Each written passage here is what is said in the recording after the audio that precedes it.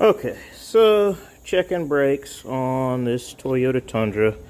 Having some issues going on here, and a brake job was just done on this.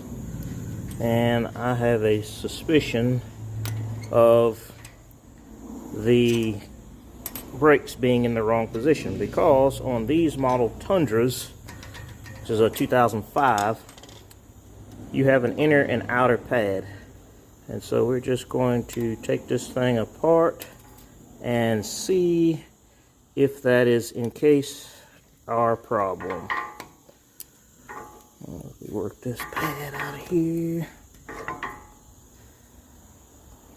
And of course that is the issue.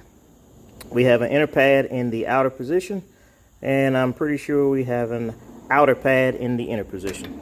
So when having your brakes done at the chain stores, you have to be careful who you letting work on your vehicles, because they're not always qualified to do the work. So something that simple, pad marked for inner position, and it was definitely in the outer place.